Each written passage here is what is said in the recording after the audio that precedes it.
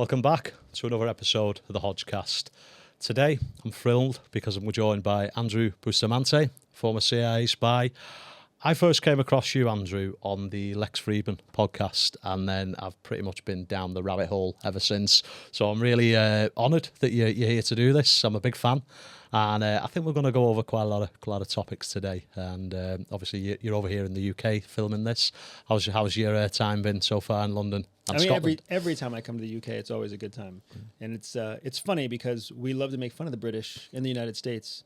And I had a friend of mine who actually came out with me on this trip, and his youngest son, when his youngest son, who's 5 or 6, found out we were going to the UK, found out we were going to London, he looked at us with this shocked face, and he was like, "Why would you want to go there? They didn't want us to be America," which just goes to show what he's learning in school, right? Like at the phase of where he's learning right now.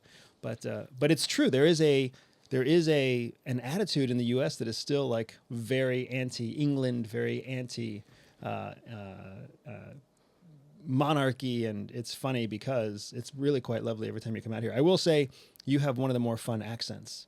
Yeah, I get that. So I think we were discussing off camera. I'm Liverpool ways, so it's got a bit of a twang to it. Obviously, Liverpool's most noted for the Beatles, but I wouldn't say I sound anything like John Lennon or Paul McCartney. I seem to have picked up a whole plethora of accents, but yeah, I suppose we roll with it. If you're struggling to understand anything I say, just get me to repeat it. It's funny. No issue. I actually really appreciate. This is going to sound bad, but I've come to appreciate people who have these heavy accents that almost sound like mouths full of marbles, right? Yeah. Because it sounds very nice when the roundness of the voice. It sounds very nice. The way that the words come out almost like fluid, right? Because American English is not poetic. It's not artistic. It's not pretty. There's no operas in American English.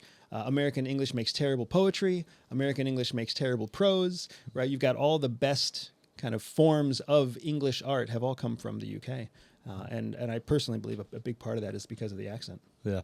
See, my interpretation of kind of like the American accent is I always find that you sound more intellectual. Even if you're articulating nonsense, it still sounds intellectual by comparison to the mouthful of marbles, if you will. There's a lot of ridiculous, a lot of ridiculous American English that's being spoken recently. So, I know we broke the ice there, but I suppose the initial, question that I ask all the guests who come onto the Hodge-Cast is, what does challenge mean to Andrew Bustamante? It's a good question because challenge is so personal to so many people, and for me, I find that what challenge means is it's again a very personal word. It means what is difficult for me, and what's difficult for me isn't always difficult for others, and what's difficult for others isn't always difficult for me. But challenge, by definition, is uncomfortable. It is difficult. It is challenging, right? It is an area where you have to exercise some courage and you have to accept fear to go into. And that's there aren't many places in life that are truly challenging. Oh, poetically answered there, Andrew. One of the things, because I know when I first came across you, the initial thought process was, ex-CIA. Before I knew anything about you, I thought instantly whistleblower, but you're not a whistleblower.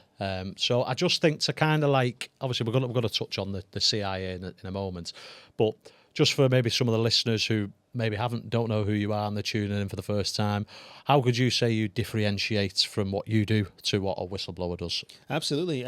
I started a business. I left CIA for family reasons in 2014, and I started a business because CIA changed my life.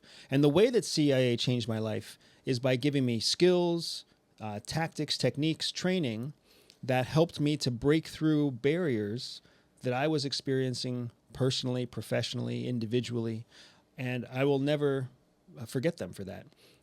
The mission of CIA is a fantastic mission. The mission of national security is a fantastic mission. I met amazing people when I was walking the halls at CIA, went amazing places when I was serving with the National Clandestine Service for CIA. And all of those things are true, but the thing that really inspired me is my own personal transformation. And if I can give people just 2%, 1% of the transformation that CIA gave me, then everyone who hears my voice will understand why I do what I do. In comparison to a whistleblower is somebody who is sharing secrets that are unauthorized worldwide. Whistleblowers blow whistles on abuses, human rights abuses, spending abuses, military abuses, usually something criminal, usually something classified. That's not what I'm doing at all. What I'm doing is quite the opposite of that. If anything, it gives a new and refreshing face to a secret organization that has a well-earned bad reputation. Yeah. No, I'm glad you cleared that up. I mean, obviously, I knew that you wasn't a whistleblower, but I think a lot of people have this kind of stigma around it. I mean, certainly I have had whistleblowers on, not for CIA, for ex-Metropolitan Police. And yeah, I think and what they're doing, I do actually think is a good thing. But I just wanted to kind of unblur the lines, if you will, for you definitely not being a whistleblower. Now, Andrew, you get asked this on pretty much every podcast you've been on, so I suppose you can give a condensed version. But what would you kind of say in layman's terms the CIA does? CIA it's the organization for the United States that's charged with collecting secrets from outside of the United States boundaries, outside of the U.S. borders. So the whole world is our target for secret collection. And we steal those secrets, we take those secrets, whether it's digital or human or military, and then we give them to American policymakers so that American policymakers can make the best national security decisions for the United States. FBI, our counterpart, is in charge of internal security. So FBI is charged with actually collecting secrets from inside the United States. And that's the big thing that I try to explain to people, is that CIA is a foreign intelligence collection agency and FBI is an internal intelligence collection agency. So is the CIA the most powerful of all the intelligence agencies? The reason I asked that, obviously being from the UK, we have the MI5, MI6, but we never really hear much about them. Whereas I see more in the news FBI, CIA, in all sorts of lines. So and then the MOSSAD would be after that in terms of where I get my news sources from. So I just thought, is that because of a hierarchical sort of situation, or? What I would say is the United States is probably the best funded. Okay. CIA is probably the best funded intelligence organization anywhere in the world. When you start using words like powerful, you have to start asking, in what way is it powerful? And there are many, many intelligence organizations that have power that CIA doesn't have. MOSSAD is a very powerful organization because it takes risks to run paramilitary operations that CIA would never run. SVR for the Russians, a very powerful organization because it will run capture operations, it will run internal and external operations jointly that the United States would never run. You've got MI5, MI6 here in the UK. MI6 until I think it was 98 or possibly 2008. I mean, the country wouldn't even acknowledge that MI6 existed. CIA's been outed since 1983 or something like that. So there's a whole different cultural stigma for CIA in the United States and worldwide than there is for SVR, MSS, the Chinese intelligence service, MOSSAD, MI6, MI5 that you have here in the UK. So everybody has their own different strengths and weaknesses. But what I would say is kind of beyond question is the budget that CIA has it is higher than any other budget for a intel service. I think on a global scale, I think a lot of it's down to the association with conspiracies, which of course we'll divulge into as the interview goes on. But that's certainly where I came across them, obviously with the conspiracy around 9/11 and JFK assassinations. The CIA is very much at the forefront, whereas I don't know, maybe the MI6 is quite boring by comparison. Maybe that's why they don't get much of a look in. Okay, so given the nature of what CIA does, how does one get recruited, or how does one go for that line? In fact, let's rewind that. What was your role, and then talk us through the recruitment process? Yeah, so I was what's known as a field collector or field officer for CIA. I was recruited out of the Air Force. I was actually trying to transition from being a uniformed military officer into being a Peace Corps volunteer, which is still government affiliated, but not uniformed and not really on the offensive side at all. It was a humanitarian organization, the Peace Corps, and it was in that transition that my resume or my background got flagged for CIA at that time, which was about 2007. So then CIA reached out to me from there to say, hey, we understand you're looking for a job that does X, Y, and Z. How would you like to still do those things, but for a different mission? And being 27 years old and getting an invitation from CIA, I did what probably most 27-year-old men being invited by CIA would do. And I said, oh, fuck yeah, let's try, right? If I can, meet beautiful women, drive fast cars, and stay in all the nicest hotels, of course I'm going to pick CIA. Turns out it's nothing actually like that, but that was kind of my logic at the time. Now, you made a comment earlier about conspiracy theory, and why is it that CIA is at the heart of so many conspiracies that other countries aren't? And I think a big piece of that goes back to the fact that CIA did not always have heavy government oversight, whereas most intelligence services in the European world, at least, do have heavy government oversight. It's in fact, it's so heavy that your BNDs in Germany and your MI6s here in the UK, they're not even really able to disclose that they exist because the government is so heavily controlling those intelligence organizations. CIA was kind of the opposite. After OSS in World War II, CIA was kind of free to do whatever it wanted to do for a long time. And it wasn't until 9/11, September 11th, when the terrorist attacks on the United States killed 2,000 Americans, that the United States government woke up to the fact that, hey, we have this intelligence organization that's basically running around undirected, unsupervised, with very little oversight. And as a result of that, they failed to prevent the September 11th attacks. So then from from 2003, really, after the 9/11 commissions were complete, it was after 2003 that CIA became a truly government-controlled organization. So all the conspiracy theories, all the bad blood, all the assassination attempts and the Cuba attempts and the Bay of Pigs, all the huge embarrassments, they're all before 9/11. Back when CIA really was uncontrolled, when it wasn't supervised. That's interesting. And what when you reference the 9/11 suit, so what were the kind of the measures, apart from the control elements, why did it become more of a tight-run ship post 9/11, apart from obviously safety and welfare, but what were the key differences? I think it was a massive loss of faith in CIA's capabilities and in their mission. I mean, they were an organization charged with collecting foreign secrets to keep Americans safe. And, when you look back on the history of CIA and most of the controversy about CIA, it's very little to do with foreigners at all. It's questions about whether or not they killed JFK. It's questions about their role, with Operation Midnight Climax, forcing Americans to basically like collecting prostitutes to test psychedelics on American unwitting kind of Johns. It's MX Ultra when they're trying to use Americans as the foundation to test psychedelics for mind control.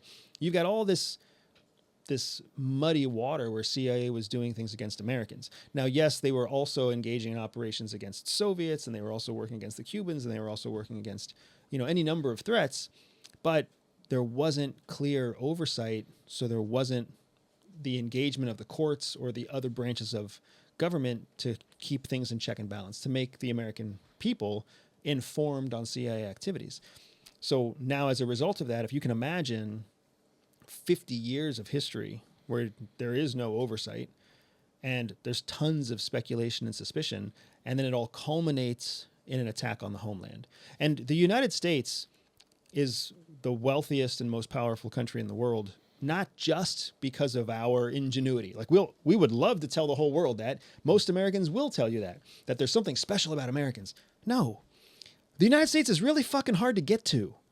It's got oceans on both sides. You can really only attack the land from the north or the south. The Canada is wild, rocky, cold country.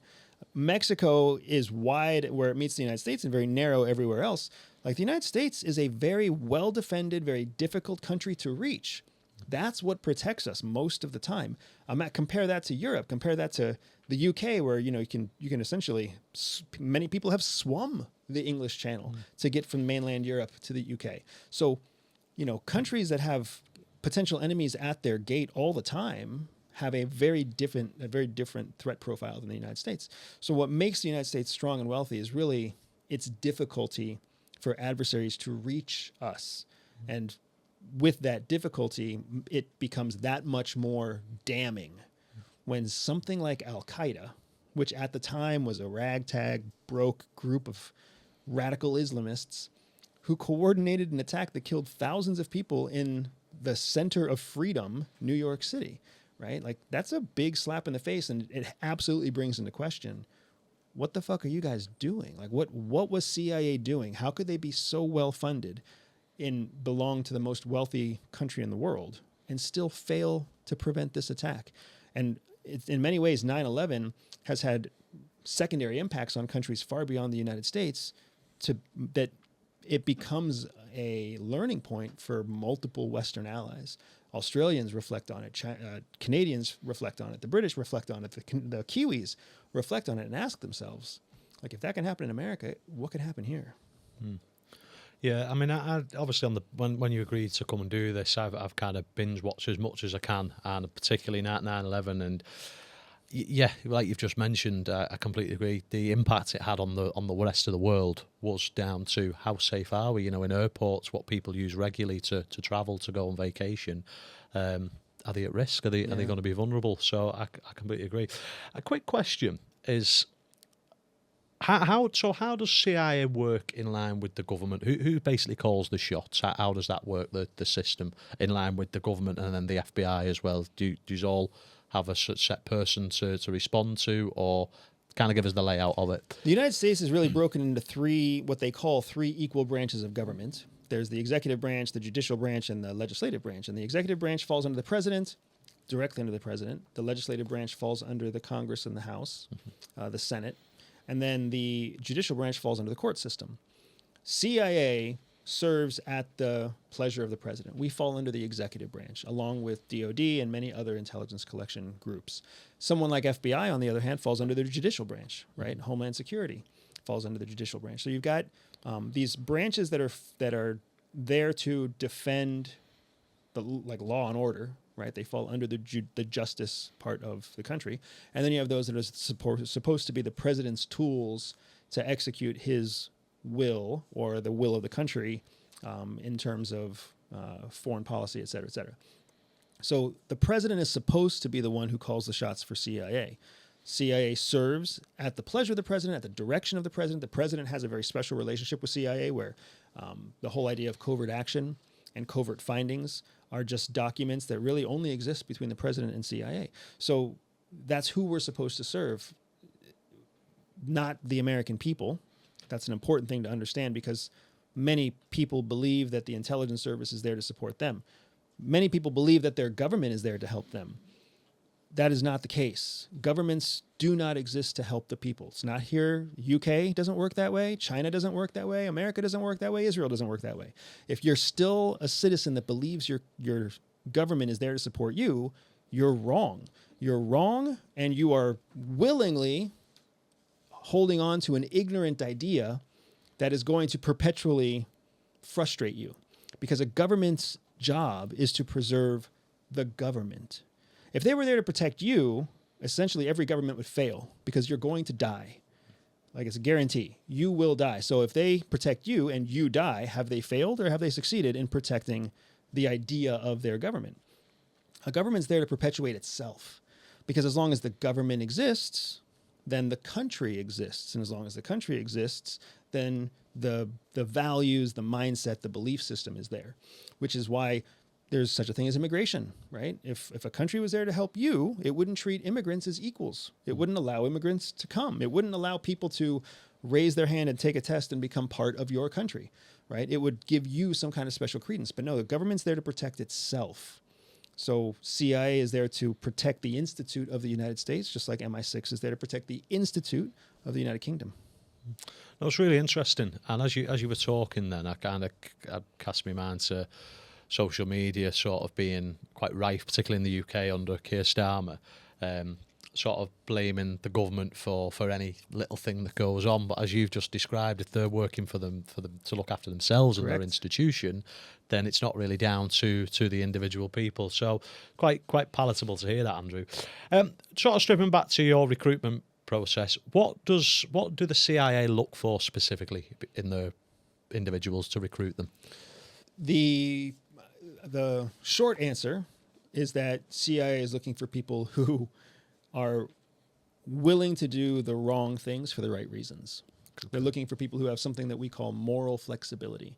So you may not think that something is right. You may think it's wrong to slap a woman. You may think that it's wrong to kill a dog. You may think that it's wrong to poison a water well. But under the right circumstances, you will, and you'll still be able to go to sleep at night and continue on with your operation the next day, right? So now all of a sudden you are able to kill a dog if the dog is rabid. You are willing to slap a woman if she's carrying a gun, and you are willing to poison a water well if the only people drinking from that water well are terrorists who are planning to bomb your country. Now all of a sudden you're okay with it all, right? It's that moral flexibility that allows you to palette the things that you have to do for CIA. So that's the number one thing it's looking for, is people who have that flexibility. And frankly, most people do.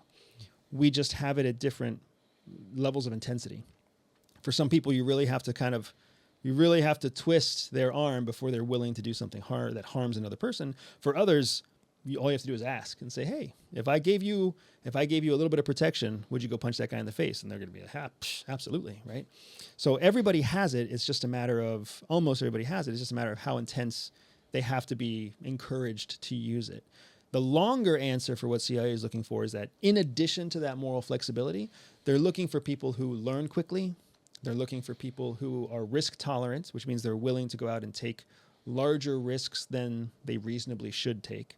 They're looking for people who can operate independently but still collaborate in a team. They're looking for people who have a strong ability to retain information the first time so that they don't have to be retrained.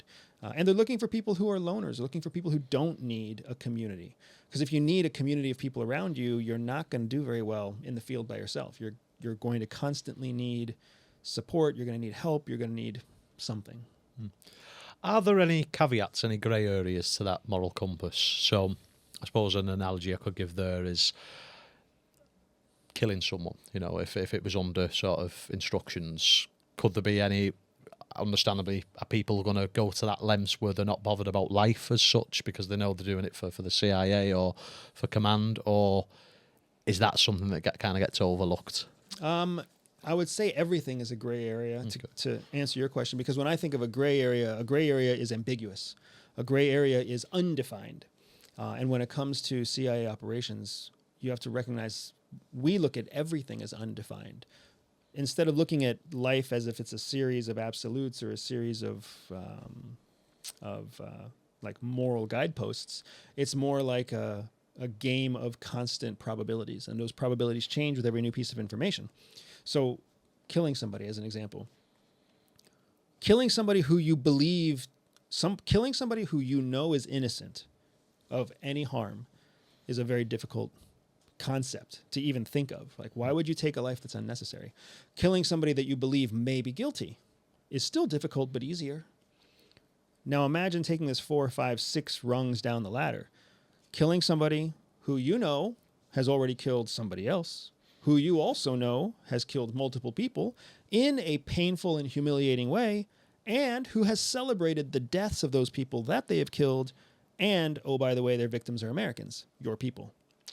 Now, all of a sudden, when it comes to killing that person, it's not hard at all. Killing that person ends in champagne. Killing that person ends in awards. Killing that person ends in high fives and fist bumps, right?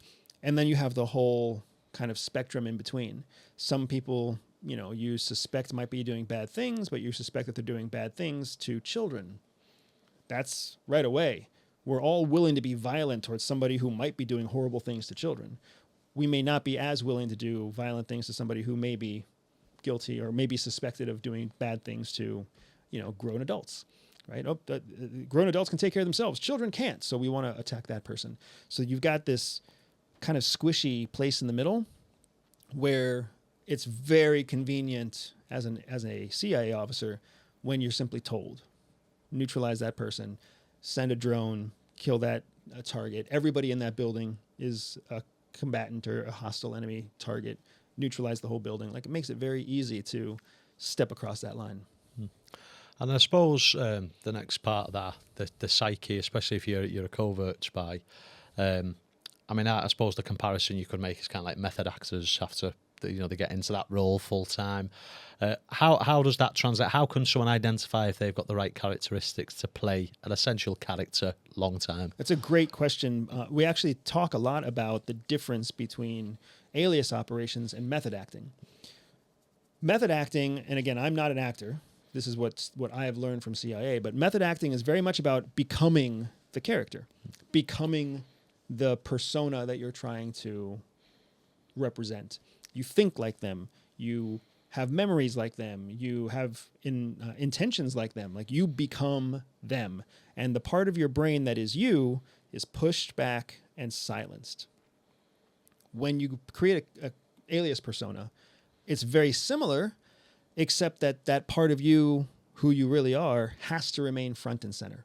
Because who you really are is a field operative collecting intelligence that meets certain criteria, that has a specific requirement behind it that's been dictated by a policymaker.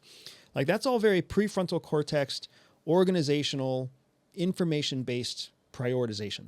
You can't push that back so that you can try to think like your character, so that you can try to feel their feelings or believe their past is true.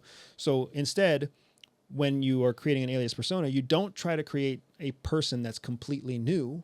You try to create a person that's just a few degrees off of true. So if you were, imagine looking at a compass and your true north is this direction, your true north is who you really are. We're trying to create a character that's just 5 degrees off of true north, because that allows you to still be who you really are, which allows you to put your energy into all of the prefrontal cortex, all of the cognitive work that you have to do as a spy, without being exactly the same person, because you can be just a few degrees off. And just like with a compass, after you've traveled 3, 5, 10 kilometers down the road, that 5 degrees of difference means quite a big change. So now when you come across somebody 3 meters or 3 kilometers away, they're not able to map who you are pretending to be back to who you really are. So it's a pragmatic way of maintaining a cover, but also maintaining truth to what you have to collect. We call that compartmentalization. Is there any instances where maybe... So I suppose, I mean, I don't know if you've seen the Netflix show, it's called The Spy, starring Sacha Baron Cohen. That's based on Ellie Cohen, who is part of the MOSSAD. I know, obviously, it's based on a true story, but they've obviously dramatised it for certain elements. And I know towards the latter episodes of that, his psyche kind of broke down because he was identified, infiltrated, if you will, and by a family member.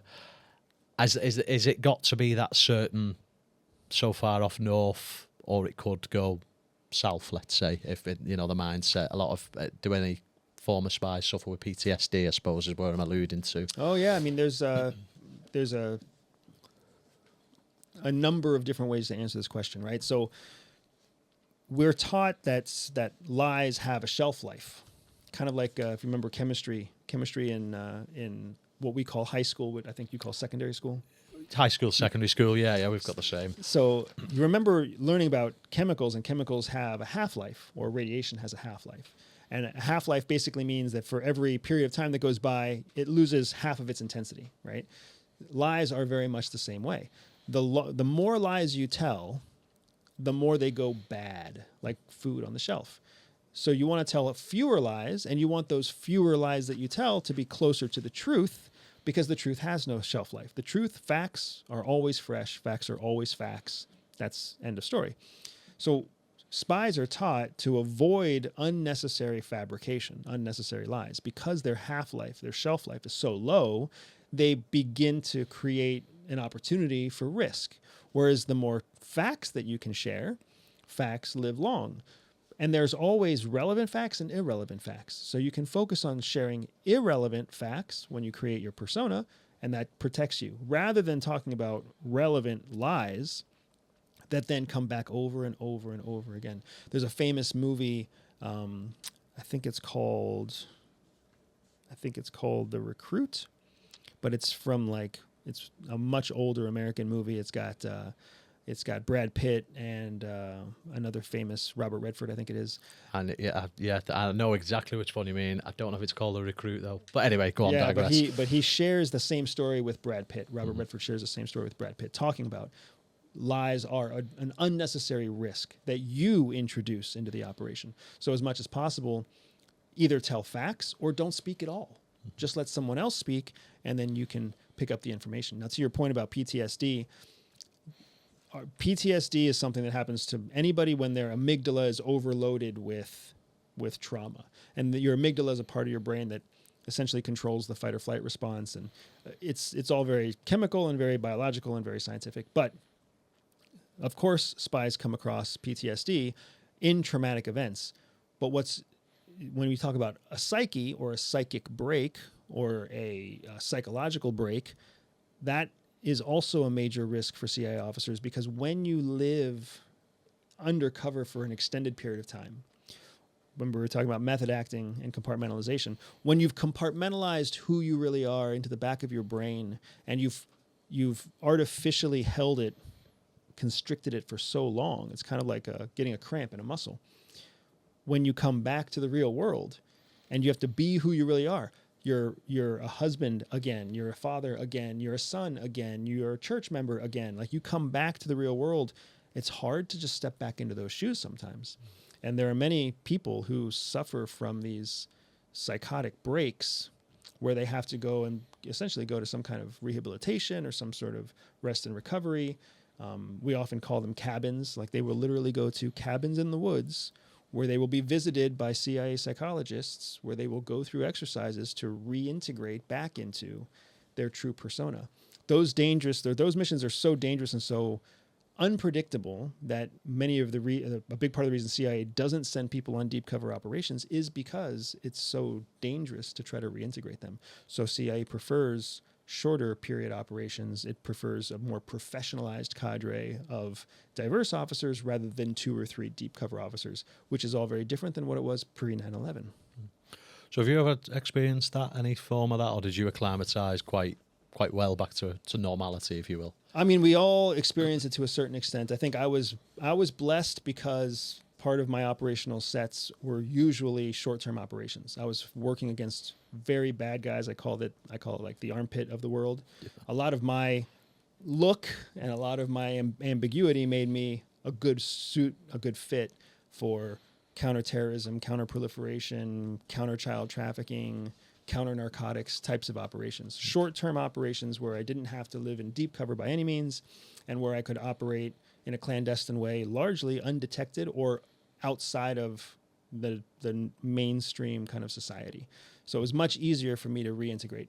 That said, I still had my own issues, because you can only sit across from a child predator so many times before it really starts to stick with you. And you can only sit across from terrorists so many times before you start wanting to just shoot them all as soon as you see them. Like, those are not healthy thoughts, and those are not signs of a well-adjusted prefrontal cortex. So my back brain, my paleomammalian brain, was really starting to step up more often than my prefrontal cortex, and I had to find my own way through processing it. How old are you, Andrew, if you don't mind? 45. You look fantastic. Oh, You really thank you do. very So much. I'm just thinking with all the stuff you've been through, how you've maintained, especially with the volume of hair as well. That's some of that strikes me. But no, I was just more interested there. I suppose having you on, obviously the date we're recording this is the 24th of June. I'm not sure when this will probably go out in September time, but I want to talk about some current affairs, geopolitics with you. Just to kind of get your take, having worked on the inside, you're probably the most qualified to potentially answer some of these. So we'll start with Russia, Ukraine. First of all, I suppose I'm going to ask you 2 questions here, and then you can kind of unpack it however you wish. First one would be, what was sort of like the core reason for Putin wanting to invade Ukraine, and do you see an end goal here, and what is that end goal if there is one? Those are great questions, because going all the way back 2 years ago when the conflict started, and there's a very good chance that whenever this does go live, these 2 questions still won't really be clear to us. Putin's stated reason for invading Ukraine, I mean, he made several stated reasons, but the most reasonable stated reason that he said was the encroachment of NATO onto Russia, which violated, in his opinions, the agreements that were reached after the end of World War II. And I think that that is a fair argument. I think there is rational ground, there is evidence, there is justification to support that. And I understand that there are many democracies of the world and many countries in NATO that don't want to even consider that, but that is the truth of it. There is demonstrable fact behind the claim that NATO was encroaching past boundaries that were stated and defined at the end of World War II. All of his other stuff about Nazism in Ukraine, and that's all completely unreasonable fabrication, justification that is silly. That is until Ukraine started to enlist, neo-Nazi forces to start attacking Russia, which is a different story. But the reason that he went in there was essentially to secure Russia's borders in a encroaching NATO. What is the end goal also becomes a very powerful question. I have always been of the opinion that he has no interest in taking Ukraine. He doesn't want Russia and Ukraine to be the new Russia. What he wants is Ukraine's resources. He wants access to Ukraine's capital, right? Their oil, the energy that flows through eastern Ukraine is predominantly natural resources that come from Russia. Russia's very uncomfortable with the fact that their energy flows through Ukraine before it gets to the end user. So they want to control that. There's also stores of rare earth minerals, natural minerals that are valuable, like coal and gold and silver. So there's all sorts of mineral deposits and natural deposits that also exist in eastern Ukraine, also that coincide with the same location as the power structure, the infrastructure for Russian oil flow. So to me, I've always believed that what he wants is control of eastern Ukraine with a shadow puppet government in Ukraine that's pro-Russian that will serve as a buffer against NATO, and that gives him more comfort. The other flip side, though, is that Russia and Putin must understand, Russia as a country cannot sustain itself without the natural resources and capabilities of the former Soviet satellite countries. So Russia's kind of screwed if it doesn't find a way to either play nice or take over the other countries that used to make up the Soviet Union. The Soviet Union was very powerful because Russia was the manufacturing base of a spider web that pulled natural resources from all these other countries into Russia. That's how they fed their people. That's how they created their economy. And that all fell apart when the Berlin Wall fell in 1990. So Russia has to understand that if it wants to be sustainable for the future, if it wants to be anything other than poverty-stricken and desolate, it needs resources. But how does it get those resources? And I think there's an element where Putin understands that to a certain extent, Europe is conflict averse. So if you are the conflict oriented person in a conflict averse community, you can basically bully to get what you want. Before we start to demonize Putin, let's not forget that's exactly how the United States has become the wealthiest country in the world. Not through collaboration or cooperation, but through bullying. We bullied Europe. We bullied a poverty-stricken, heavily damaged Japan, which we induced ourselves. The UK, France, Germany, all these countries were destroyed at the end of World War II. And then we forced upon them our infrastructure, our dollar, loans and rebuilding efforts from our people. And then we essentially created NATO to be our whipping dog. Hey, NATO, you will spend a certain amount of money on weapons from, guess where? Us. So Russia has learned from the United States how to bully. China is modeling our methodology too. So now we see the whole world is kind of waking up. We see that these authoritarian regimes are waking up to the strategy that we've had in place since the 1950s to basically force other countries to follow our will. You referenced China there. We'll bookmark them. We'll come back to China. But do you see, because obviously ever since my inception and my parents and grandparents, the US has always been the most powerfulest, we're using that word again, but most powerfulest economy, powerfulest country. Do you see the tides turning in sooner rather than later for the US to no longer be at that top spot? So this is a great question because you got to keep in mind, how old are you? I'm 33. So you're 33 years old, and your parents probably had you in their late 20s, early 30s? Mid to late 20s, yeah. So 3 generations back, going to your grandparents, we're only really talking about 90 to 100 years.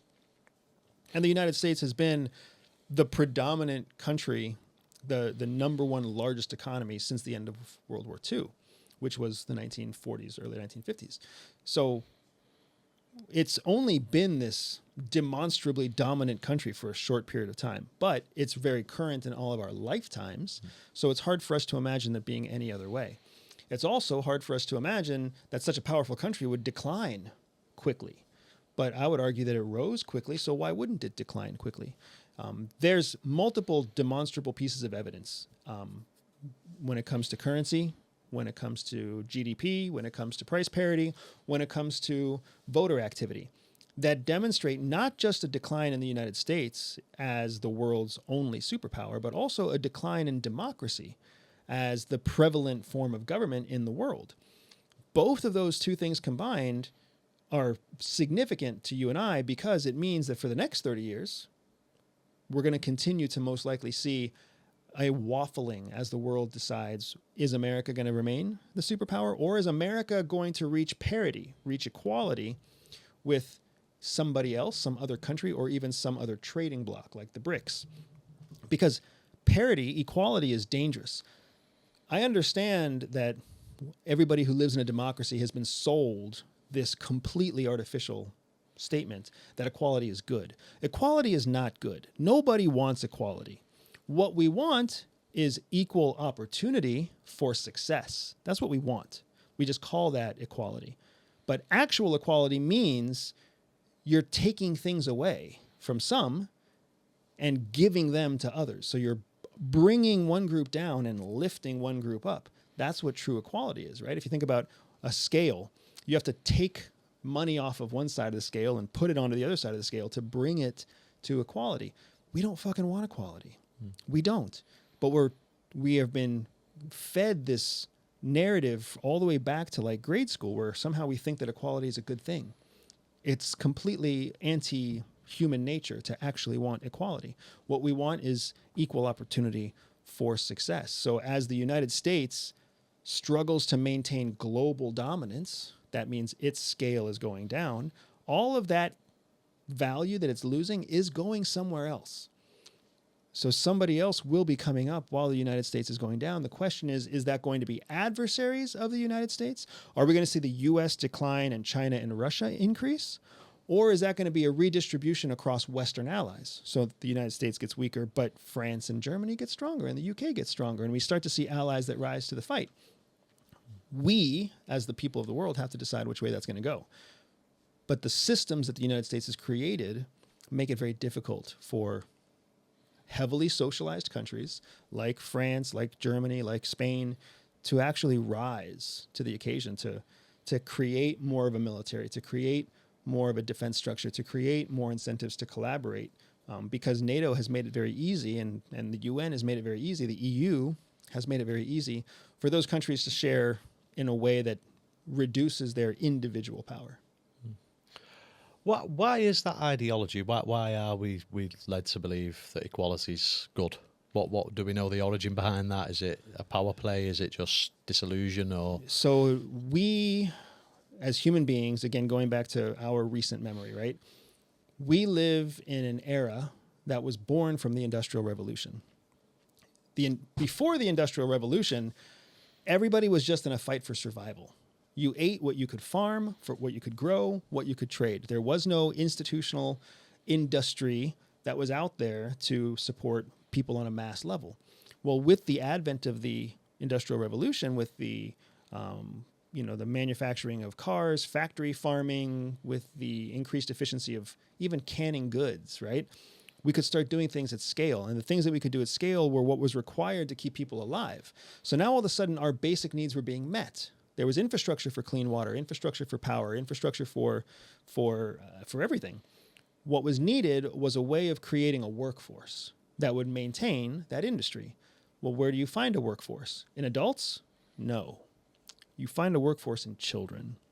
So they had to start institutionalizing children to grow them into future workers. Well, how do you do that? By putting them into schools, by putting them into institutionalized schools that are structured and directed by the government and growing them. So you have your petri dish of growing workers. And that's where you start coming up with state tests and state standards and national tests and national standards. And you start standardizing what everybody learns, and you standardize their language, you standardize their curriculum, you standardize everything. So that when they get into a factory, guess what they are? Standardized, right? You need one manager for 50 workers. So when you have your 50 students and they're all various levels of capable, some are smart, some are not, you just standardize. You force the smart ones to slow down and you force the slow ones to try to keep up. And then at the end of the day, you call them all graduates and you put them all into a factory workforce. That was where we came from post 1950s. Well, now we live in the AI era. Right? We've had the digital revolution. We've had the information revolution. I would argue that we're getting ready to go into the age of intelligence right now. Artificial intelligence exists. Digital media exists. People are so ill prepared for the current generation, the current revolution, because we've still been factory farmed, just like our GMO lettuce or our GMO corn. Right? We've been factory farmed into this workforce of ignorance. We're just supposed to do what we're told for an employer.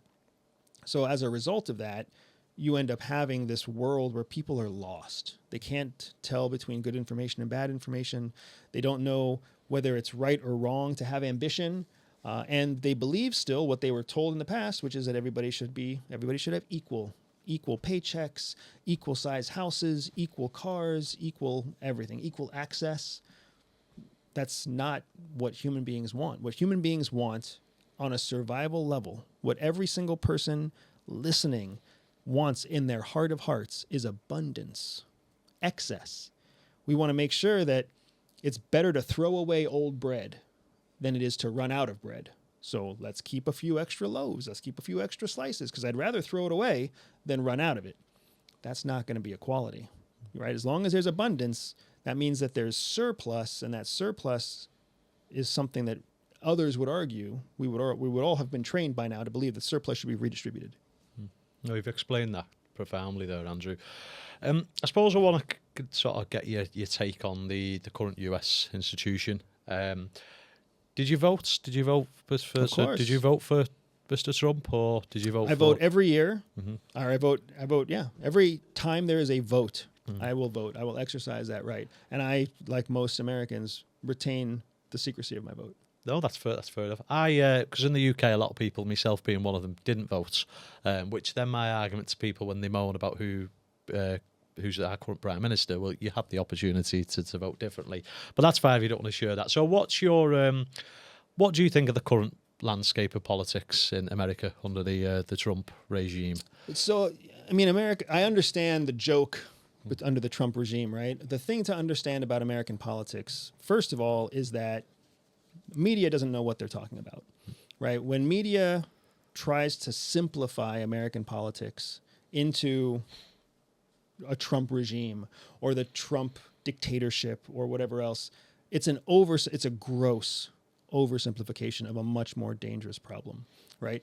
Donald Trump is the current president, which, yes, means that this guy in a toupee who's overweight, who, is just disregards social norms. Yes, he as a character is a problem on its own, but he as an individual is not the problem.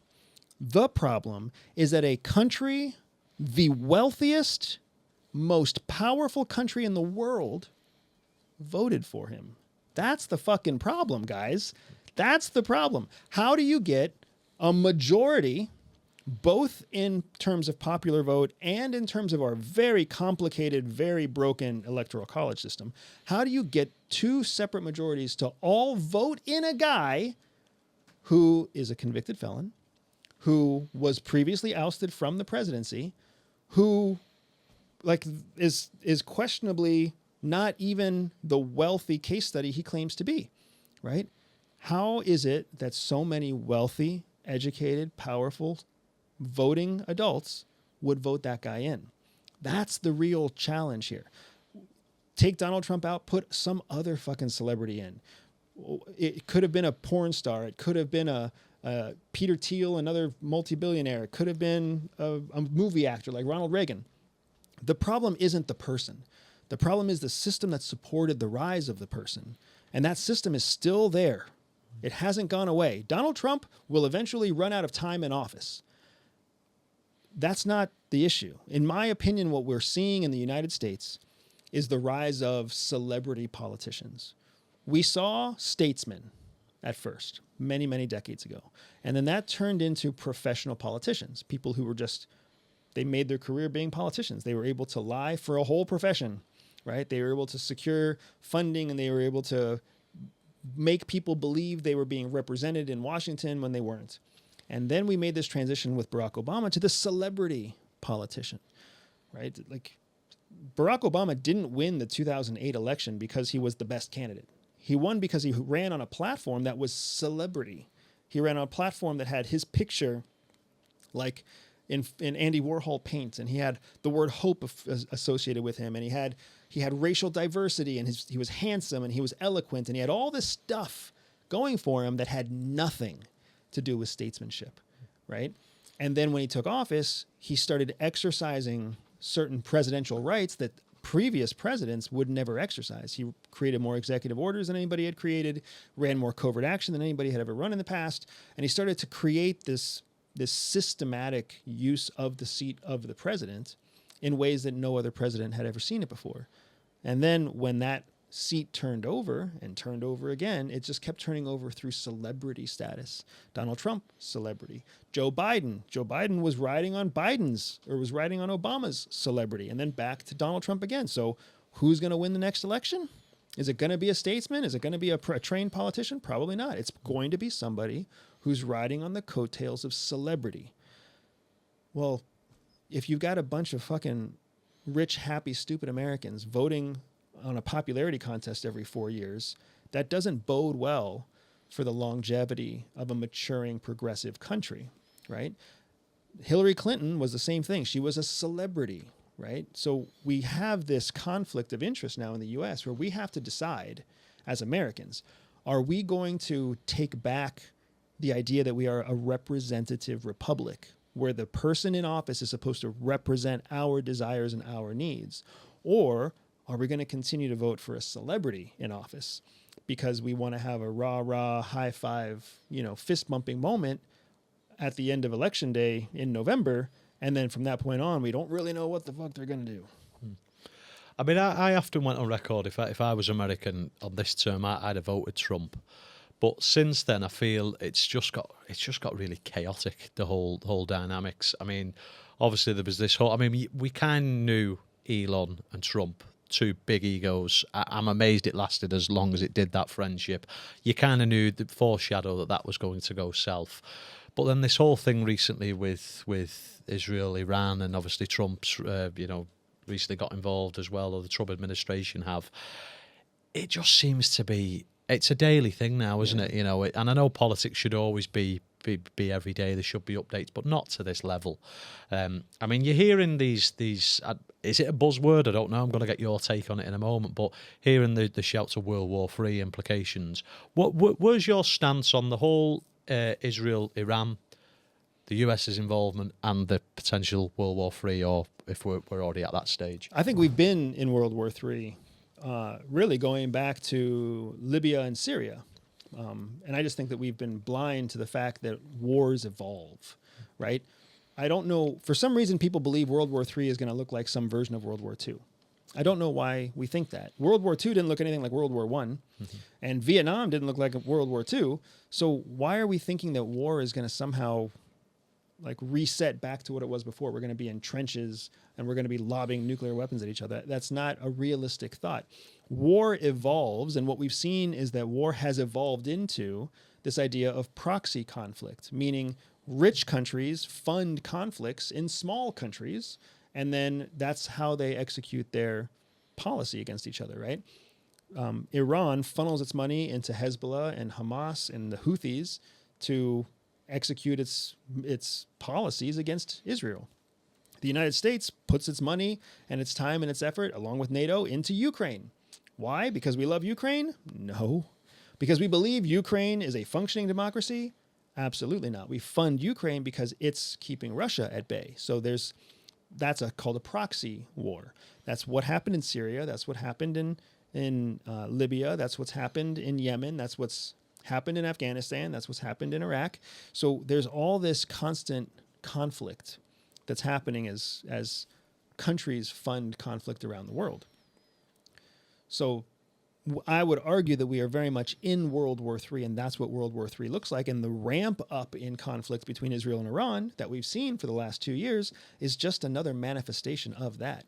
The United States can put money and weapons and boats on the shores of Israel, and Israel is the one that pays the cost in terms of lives against Iran, right? And they do it in a way that benefits them because now they're securing their own borders against Hamas and Hezbollah and the Houthis. And then Netanyahu is also gaining the political benefit of protecting his reputation because don't forget, when all the conflict is over, he goes back to an Israel that's currently pressing charges, right? He's on trial for corruption. He's on trial for embezzlement. So there's a number of things that he's going to have to face when the conflict is over. But for now, he's making some significant gains that secure the future of Israel that I'm sure he is hoping will play out in the courtroom whenever he does go to trial.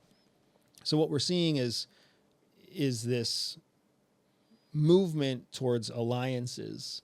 And as alliances start to take shape, we are also seeing information warfare, economic warfare, indirect military proxy warfare happening on two sides. And I would say those two sides largely divide into the West, meaning Western democracies, and the East.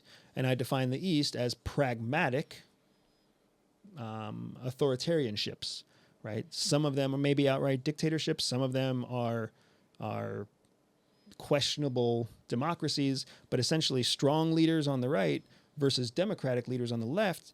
And since 2010, most sociologists, economists, and political scientists agree we've been seeing a backsliding of democracy. 2024 saw 80% of democracies in 2004 showed a decline in the democratic process in that year, meaning fewer people voted, more abuse of media was on the rise. The principles of democracy had receded for 80% of democracies in 2024. There were fewer democracies in 2020 than there were in 1956. So countries have changed away from being democratic, right? So from 20 to 24, we've seen a significant decline in democracy around the world. Simultaneously, we've seen a spike in authoritarianship, not dictatorship, not regime, not, kingdom building, but just strongman authoritarianship, which is authoritarianism is when the people essentially give their power to somebody else to make unilateral decisions. It's exactly what people complain about Donald Trump doing, except that in the United States, you still have the other two branches of government that are actively working to try to counterbalance Donald Trump in most cases. So the world is a messy place. I would argue that we are already in World War III, and I would also say that the future does not look bright for the United States or for democracies worldwide. No. How do you see this? You've unpacked that perfectly, by the way. But how do you see this playing out? Obviously, how you've just described there, but is there any sort of countries that stand out, or any collections? What you alluded to earlier, like we referenced Germany, France. How do you personally see it playing out? I think, I mean, frankly and cynically, I think we're all fucked. Right. Okay. Right? I think what's going to happen is that we are going to go into probably 3 decades of pain, all of us, authoritarian countries and Western democracies. And in that 30 years of pain, the people will have to come face to face with what true pain feels like. We haven't felt pain in a long time. We have rhetoric, we have philosophy, we have opinion, but we don't actually have pain. The water that runs through our faucets is clean. Our toilets flush. Our TVs work. Wi-Fi is everywhere. We don't know what pain feels like. Not like they do in Africa. Not like they do in Southeast Asia. Not like they do in parts of Latin America. So the Western democratic world has become fat and complacent, literally and figuratively. So as we decline, as we watch our taxes go up, as we watch our influence recede, as we watch more conflict arise and more division between people, as we watch all of this happen, there's going to come a point where we have to look at ourselves in the mirror and say, I have a role to play in fixing this.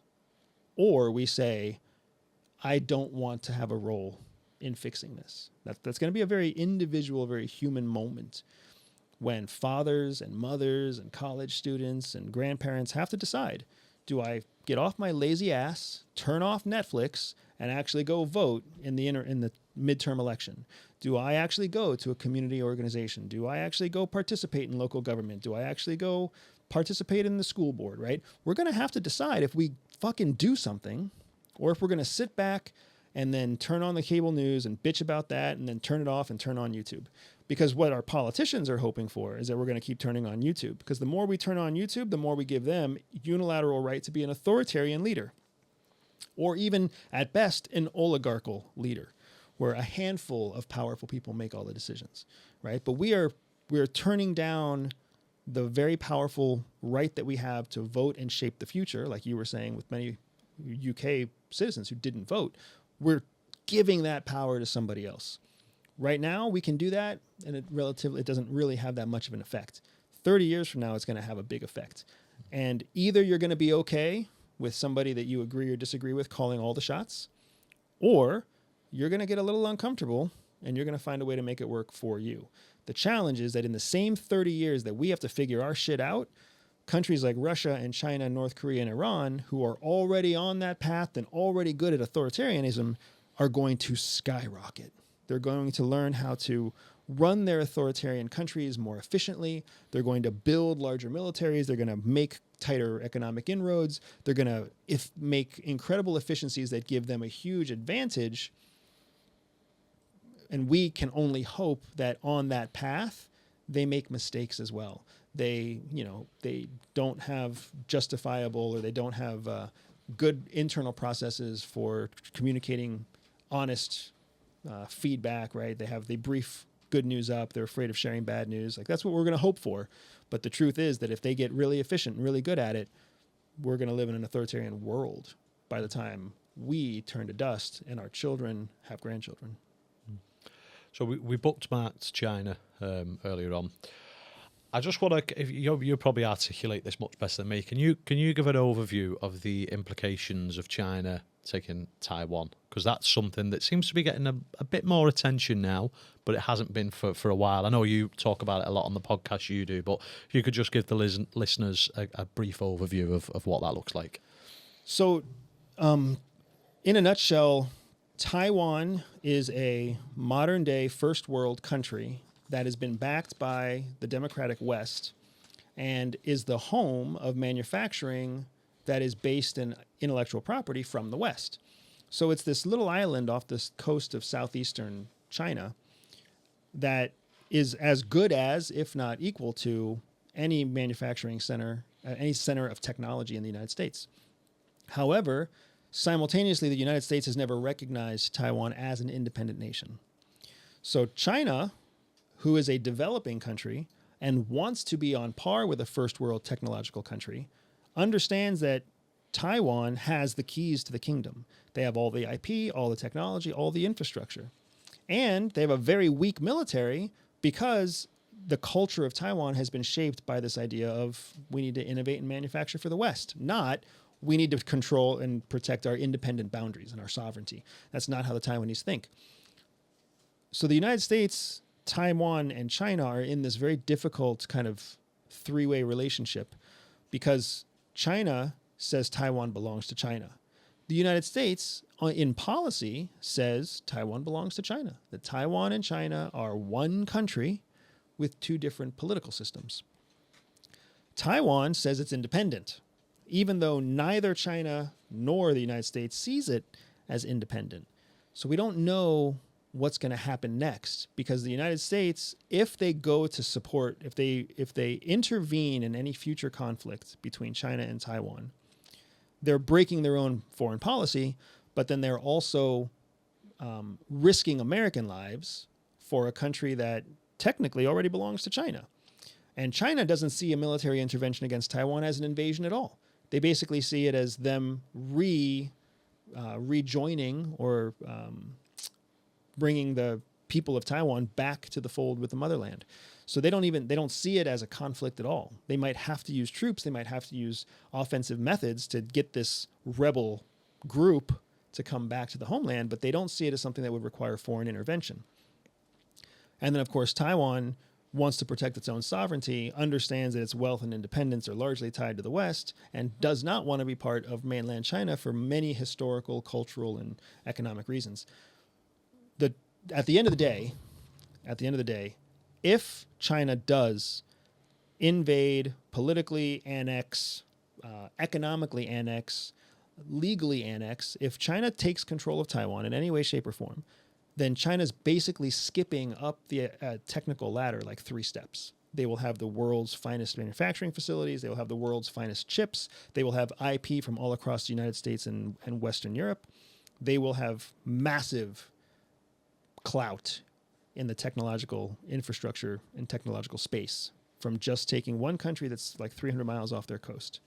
And the rest of the world arguably does not have a legal foot to stand on because we already say that Taiwan belongs to China. The United States, however, understands that if we lose Taiwan to China, not only do we lose our IP and lose our manufacturing base, we are also losing the capacity for us to produce the chips and the technological devices that we need here in the United States. Because in the pursuit of globalization, we outsourced all of the manufacturing. So now we create the ideas and send it somewhere else to be outsourced and created in the hopes that it will come back to us. Well, if Taiwan just stops sending shit back to us because they belong to China, we have a major supply chain issue. That's what the whole world is watching right now. And that's what the whole world is curious about. And that's part of the challenge that Donald Trump is facing, not just in terms of his tariffs, but also when he takes actions like he did in Iran, when he unilaterally bombed Iran.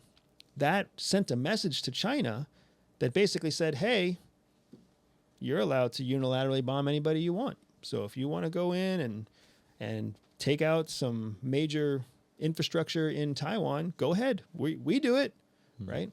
We break the laws of war. We break the laws of public diplomacy because it suits us. So if you choose to do that, go ahead. It also validated Russia's invasion of Ukraine. Before we were saying it was illegal for Russia to go into Ukraine, that Russia had no right to go into Ukraine, that Russia had no right to bomb or incur. And now Donald Trump is basically just incurred and bombed a sovereign nation that had no hostile intentions against the United States, that were overt. And now we're all kind of left with our hands in our pants, kind of being like, well, what's going to happen next? So there's 2 things, kind of questions to the description you just gave there. So the first one, sticking with Taiwan. Why is it that such a small nation, as are advanced as they are with the manufacturing of the chips that you referenced there, and then the second part of that has nothing to do with Taiwan. It's this seemingly Netanyahu seems to have strong connections with the US, obviously now with Trump, that we've come to there. We always seem to be siding with Israel. Maybe it's naivety on my part, and I don't know the full history. But yeah, I'll let you answer the Taiwan question first. So Taiwan may be a small country in terms of geography, but it's really quite population dense. Mm-hmm. It's a marriage of Chinese tradition and Western philosophy. Before the Chinese Communist Party took China in 1949, China was controlled by a nationalist party, and that nationalist party was backed by the United States. It was under the control of a guy named Chiang Kai-shek, and his nationalist movement was backed by the United States, and China was actually our ally in World War II. Well, when Mao Zedong took power and hunted down the nationalists, literally the nationalists fled to the southeast corner of China, jumped on a boat, and then went to Taiwan. And the United States negotiated with Mao Zedong, hey, let them survive. Let this nationalist Western movement survive in Taiwan, and we won't have this conflict go any further, right? And Mao Zedong took the offer and built communist China. So since 1949, Taiwan has been building with the support of the West, which is very similar to what happened after World War II with Japan, France, the UK, and Germany. everybody rebuilt with American technology and American dollars and American infrastructure and American investment. So now you have these very wealthy, technologically capable countries in Germany, France, the UK, Japan, and Taiwan. However, that was also what led to the policy where the United States would protect Taiwan, but wouldn't recognize Taiwan. So that's part of why you see such a small country have such clout, because they've been under American protection, they've been pro-American, they've been westernized, even though they are culturally Chinese. So they still use the same characters as the mainland, more or less. They use a traditional version of Chinese, where the mainland uses a simplified version of Chinese. But they eat the same food, they have the same temples, they use the same colors. Like, they're culturally very, very similar, just politically different. That's Taiwan. Now, the Israel-U.S. relationship is a little bit more nuanced. So after World War II, when the United States supported the relocation of the Jews to give them a land of their own, they focused on the state that's now known as Israel, because Israeli religious tradition had been in that land for a long, long time. Now, the Palestinians have also been in that land as Muslims, right? But Islam was born many centuries after Judaism was born. So there's a historical context as well as a political context to why Israel became Israel, and why the Jews were moved there en masse, or why they immigrated themselves during World War II to that land, because they wanted to be in their homeland.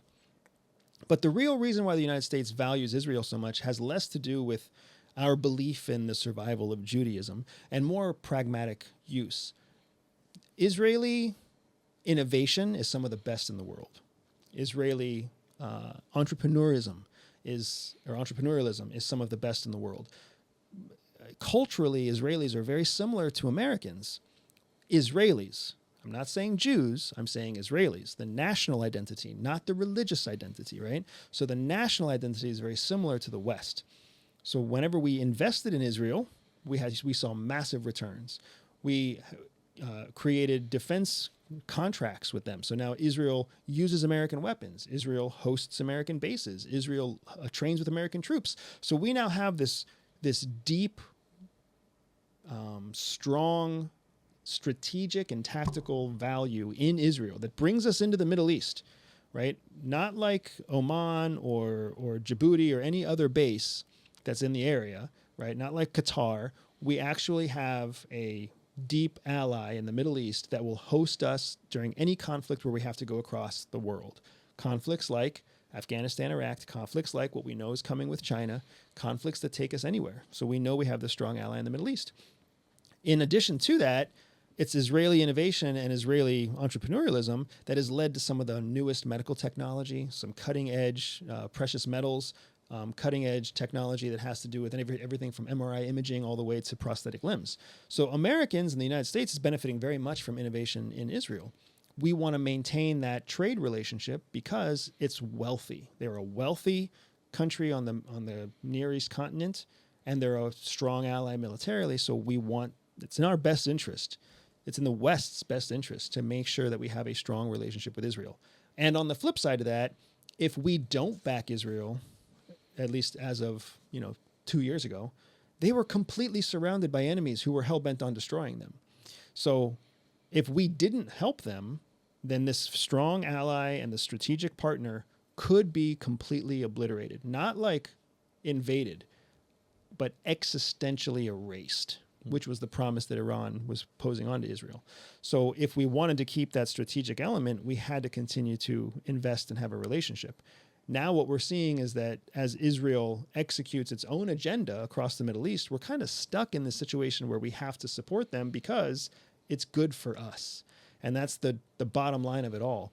No matter how much you may disagree with what's happening to the Palestinians, no matter how much you may disagree with Donald Trump going against his word and causing wars or conflicts instead of ending them, the fact is that what Israel is doing in the Middle East is good for America. So it makes sense geopolitically to not stand in their way, and it makes sense to support them. Do you see Saudi Arabia becoming a sort of similar ally to the United States? Because I certainly, I mean, I'm a big sports fan, and I know Saudi Arabia's sort of monopolising sport. They've just partnered up with Dana White from the UFC, and they pretty much own all the rights to boxing now. I think eventually all the boxing managers will become obsolete, and they'll all answer to Turki Al-Sheikh, who's running the entertainment there. But Saudi Arabia, I could be way off the mark with this, by the way, but I seem to see a lot of collaborations, let's call them, with other countries and Saudi Arabia. Do you see anything materialising there, given their footprint in the Middle East? So I think what Saudi Arabia has done really well is they've been a close ally of the United States, and they have been a massive geopolitical player in the Middle East for decades without anybody really noticing. If you're from the Middle East, you know that Saudi Arabia is a power player, right? UAE defers to Saudi Arabia. Qatar defers to Saudi Arabia. Bahrain defers. Everybody defers to Saudi Arabia. The conflict in the Middle East is really between Saudi Arabia and Iran. Those are the two power players. Israel's outside of that, right? It's really Sunni Islam versus Shia Islam. That is the major conflict in the Middle East. So the fact that we're just now kind of catching up because of the changes that MBZ is doing throughout, or the prince is doing throughout Saudi Arabia, we're all waking up to the fact that Saudi Arabia has more clout and power than we imagined. As they change their internal policies, as they become more open to foreign travelers, to hospitality, to resorts, et cetera, like that's a good move, in large part because these oil-rich countries are trying to find a way to prepare themselves for the next century. Mm-hmm. They know their oil is going to run out. I think UAE is anticipating that they have about 45 years left of oil. I think Saudi Arabia is anticipating that they have about 70 years worth of oil. Then what? Right? These are multi-billion-dollar oil fields, like huge economies that have developed a social dependence on their crude oil, on their natural resources. If they don't have something planned for the next generation, they're just going to go broke. And they're going to go right back to being Bedouins as fast as they went from being Bedouins to being oil rich. So that's a very long answer to say, I think we will see Saudi Arabia continue to grow in impact and power. I think it's still exploring what it's going to use to be that future wealth. Maybe it's going to be professional athletics. UAE has been exploring AI and robotics. So, but these are both oil-rich Khaliji Arab countries that are trying to build a pathway to future wealth when their oil runs out. It's not a bad option, sport and entertainment, because I suppose that's going to be around for a long period of time. Sort of going back to Israel now, and we'll kind of step away from the geopolitics discussion. As I see this question, I don't know if it's been put to you before, but I've seen it been put to others, so I kind of want to get your take on it. So obviously MOSSAD have infiltrated Iran, the nuclear bases, at great precision, you could argue, and everything the stars seem to have aligned for them to do Operation Golden Lion. Is that what they called it? How come they missed the boat so much on October 7th with Hamas and Palestine? What's your take? Did they just literally drop the ball, or have they been fixated on bigger operations? It's my assessment that they dropped the ball. People forget that defending the homeland is very different than executing conflict abroad. Defending the homeland is technically and bureaucratically slow. Consider what happened on October 7th. The border that was under protection, that was ultimately attacked, the actual areas, were under IDF control. So it was the Israeli Defense Force, the military, that was charged with protecting the perimeter. Shin Bet is their internal intelligence wing. Shin Bet's job is to collect intelligence on any sort of threat to the homeland within the homeland. Simultaneously, you have MOSSAD. MOSSAD is the external intelligence branch. Their job is to collect intelligence from abroad that has implications on protecting the homeland. In order for an attack like October 7th to happen, either somebody has to make a mistake between those three organizations, or conspiracy has to happen and they have to look the other way while a devastating attack happens.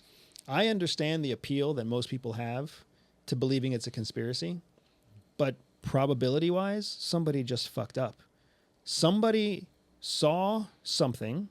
Somebody saw suspicious activity. They saw practice drills. They saw the lead up of an attack. They escalated up their chain of command, and somewhere up the chain of command, it didn't get relayed, or it didn't get validated, or it got lost in the shuffle. And then an attack happened, and then the only people who could respond to the attack were the IDF, not Mossad, not Shin Bet, right? And then after all of the disaster, all of the tragedy occurred, which was in a moment, right? After all the tragedy occurred, only then do we start pointing fingers and coming up with reasons that help us justify how this could have possibly happened, right? What people don't consider is the fact that every day since Israel's existence prior to October 7th, nothing like that had happened before. Mm-hmm. So that doesn't mean they had never tried. It means they were never successful. So every day of success that the IDF and Mossad and Shin Bet had to their credit suddenly disappeared because there was one day where something didn't happen right. Something was broken, and that day an attack happened. It is the same story with 9/11.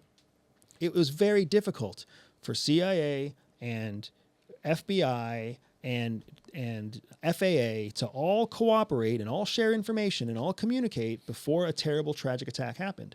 It doesn't mean that this was the only time a tragic attack was planned. There were many tragic attacks that got shut down before they ever saw the light of day. But nobody talks about those. What we talk about is when the actual event happens.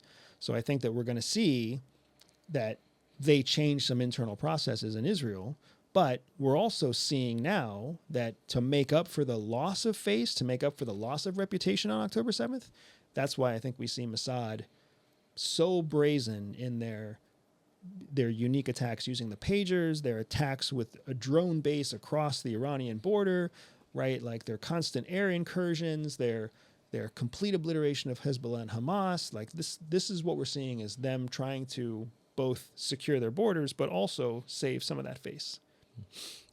No, perfectly answered. You referenced the conspiracies. We touched on that at the start, so I kind of got to steer out of the geopolitics realm now. I kind of want to. So these conspiracies, I kind of just want to get your take on it, and if there is any substance to it, or if it's just it is what it is on the tin, as they say. So the first one that comes to mind, Area 51. There's always been conspiracies of aliens, UFOs in there. What's your kind of overview on that? I haven't seen any demonstrable evidence that we have encountered aliens, that we have captured spacecraft, that we have used space-based technology to improve American existence. If we have, great. If we haven't, great. I have not seen that evidence myself. And I do psychologically believe that the belief in aliens is a very convenient belief system for us, especially as we get older in age and we start to approach the truth of our own mortality. And I believe that this plays out when you see true alien fans, like true alien believers. You very rarely see somebody convinced of aliens when they're 18 years old. You'll find people convinced of their faith when they're 18 years old, but you don't find people convinced of alien life forms when they're 18. Similarly, as you approach the end days, as you approach people who are octogenarians, septuagenarians, now you see people who are that much more curious and interested in believing in another life form in the universe. I believe there's a correlation there because as you come closer to the truth of your mortality, you want to believe that there's something more.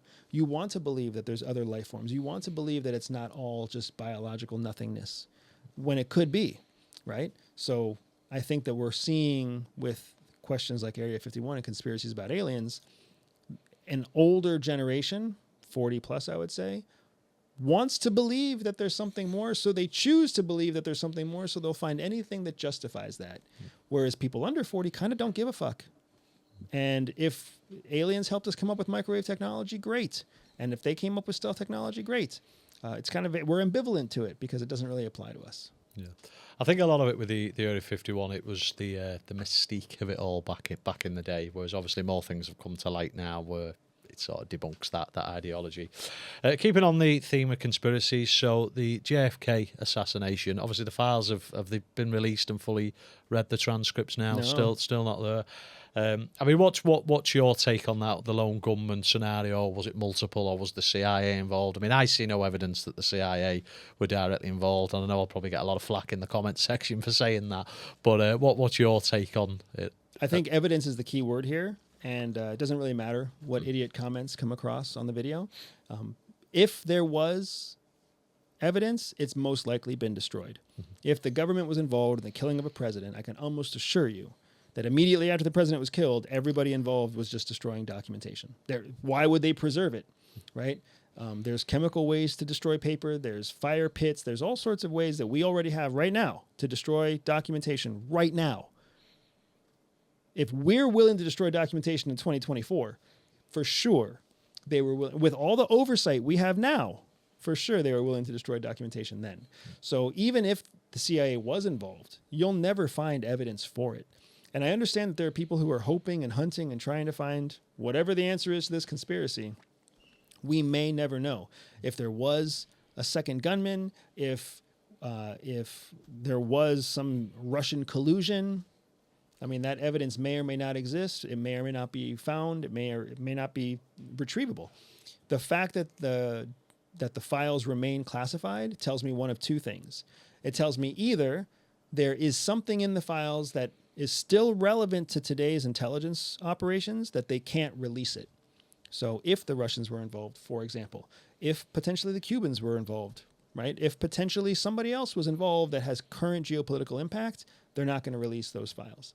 The second reason why they might not release them is because if there was something useful in those files that that would cause an uprising in the United States, they're not going to release those too, because they're not going to risk upsetting society in the best interest of transparency when they don't have to, right? Because national security is all about maintaining like public satisfaction and public security. So they're not going to release something that's going to turn into a riot in LA on purpose, right? That would be grounds for why they wouldn't release it. All of that is much less sexy than the idea that CIA killed them or something like that, right? Yeah. I mean, I spent a week binge watching as much as I could on this whole conspiracy, and a lot of it contradicts one another. So you'll watch one documentary that says, there was multiple shooters, then there's another documentary that says there was multiple shooters, but contradicts the location. And I just thought, if I'm struggling to piece this together as a neutral, then these guys who've dedicated their lives to it, yeah, it's mind-blowing. Referenced a few times here at 9/11, the conspiracy. I never understood this one, but I get there's people out there that it was an inside job and both the CIA and America were involved in it. That one always baffles me how they come to that conclusion. But while I've brought it up, what's your take on the whole 9/11 inside job? Yeah, so I mean, I was coming of age in the military when 9/11 happened. So I would argue that anybody who thinks 9/11 was facilitated or executed with the knowing collaboration of the American government is an absolute idiot. 9/11 was a travesty. 9/11 was the death of thousands of Americans. All you have to do is walk through the 9/11 Memorial Park in New York and you'll realize how real it is. So to believe in a conspiracy theory just highlights your incredible depth of ignorance and stupidity. And I will say that to anybody who comes up to me and says, I believe that 9/11 was a conspiracy. I'll be like, you are a fundamental dumbass. And your life is going to be painful and sad for the rest of your existence. It is far more probable that 9/11 was a series of bureaucratic errors, known flaws in the system. I've been through multiple classified briefings and lessons learned about 9/11. In those classified briefings, it all points to the same thing, that multiple bureaucratic people made terrible mistakes in judgment and operational process that resulted in a window of opportunity where a foreign conflict, a foreign combat force was able to execute a terrible attack. Again, there were dozens and dozens of planned terrorist attacks against the United States that never happened. But you can't dodge every bullet. I mean, look at the rockets that Iran is sending to Israel. They get shot down majoritively, but one or two still get through, and those one or two still cause damage. So as sad as it might be to say, the pain of one lost American is significant, but we should be a little thankful it was only 2,000 Americans. It wasn't a city full of Americans. It wasn't tens of thousands of Americans. It wasn't millions of Americans, right? The damage was terrible and absolutely terrible compared to any other attack on the homeland before it. But there's still an element there where if we would have let 5 or 7 attacks through, there would have been tens of thousands of people dead, not just thousands. And just to add a bit more meat to the bone on that, when I was watching the 9/11, the hijackers, got stopped at one point in the airport as well. So, you could argue if there was, if they've been stopped once before boarding the plane on what was it? It was something to do with the ruling on how much of a sharp object. I don't know the full ruling on it, but that was sort of overlooked. Then it just goes to show that mistakes can be made. Bureaucratic mistakes can be. So anyone who, I suppose, where I'm alluding to with this is anyone who says that 9/11 was an inside job probably hasn't done the research wholeheartedly. Well, think about it too. I mean, it's just, remember we talked about how difficult it is to keep secrets because secrets have a short shelf life. All of these conspiracies basically require that whatever secret decision was made is still a secret. Mm-hmm. That goes completely against what we already know about secrets. It's very hard to keep a secret. It's very hard to keep something hush, right? Even the stealth fighter and stealth technology was leaked, right? Before it came out. Like the location of MI6 was leaked, so that's why it came out. It's very hard to keep a secret. So you're telling me that some of the biggest secrets in the world, the inside job of 9/11, the secret of who killed JFK, that these massive secrets that are only known through conspiracy theory have somehow withstood the test of time and nobody knows the answer? No, it's ridiculous to think that. It's just painful to think that we fucked up and that we did this to ourselves. Like, that is the painful truth in both of those situations. And in every conspiracy, it's just people don't want to palate the fact that we're not as good as we think we are. And that's really all there is to it. Well, I suppose a caveat to that one would be the whole conspiracy that's maybe not as bleak as 9/11 or JFK is the whole moon landing. I firmly believe we did go to the moon. Again, welcome the comment section to argue that out. But, while we've touched on all the other big ones, what's your take on the whole moon landing? Hoax, real, was it? Yeah, it's just... it's hard to even take this one seriously. Yeah. It's hard to take any of them seriously. But... the idea that we would try to dupe the American people in order to look like we're winning a space race, if we're not actually winning a space race, what's the strategic value in that? Like, there's no benefit geopolitically to faking out your own people. There would be a geopolitical benefit to faking out your opponent, but if we were lying to the American people and the Soviets knew that we were lying to the American people, then they would just start a correct fact-based information campaign to show us that the American media was lying to us. So it doesn't make sense. The liquid space people, the flat earth people, the we didn't land on the moon people, again, I put that in the category of you are a fucking stupid, ignorant human being with no hope of the future. So I feel more pity for you than I feel anger at you. It amazes me, you reference to the flat earthers. These people would dedicate their lives seemingly to this cause, and I think they've convinced themselves that it's true, or that the moon landing didn't happen, or that 9/11 was. I think they've got to that point now where that has become their reality, and then they're not going to turn or waver on that, turn a blind eye. And you can't shake people from when they've accepted a reality. You can't move them, right? I've met flat earthers. I've met liquid space people, right? I've met them in the United States. I've traveled through rural Maine. I've traveled through rural South Carolina. I've traveled through rural Missouri and Texas. And there are plenty of people who believe these things to be true, but they are completely isolated from other people, right? They are small communities with no school, where everybody teaches their kids at home, where grandpa and grandma are the source and the fount of all knowledge, and the stories perpetuate generation to generation. Like, that's where this stuff lives. It also lives on the internet, yes, but predominantly the people who are pulling it from the internet, it's being passed through word of mouth. So, anybody with even a modicum of access to contrary information and the basic ability to look for corroboration is going to find that it doesn't withstand review. It doesn't withstand any kind of scrutiny. No, I completely agree. I suppose I've just got one subject before, obviously, explain what Everyday Spy and some upcoming projects that you've got lined up. And this one would be, a conspiracy theorist would argue, this one came true, we've been saying for years there was a celebrity island where the rich and powerful went. So you smirked there, you probably know what I'm alluding to.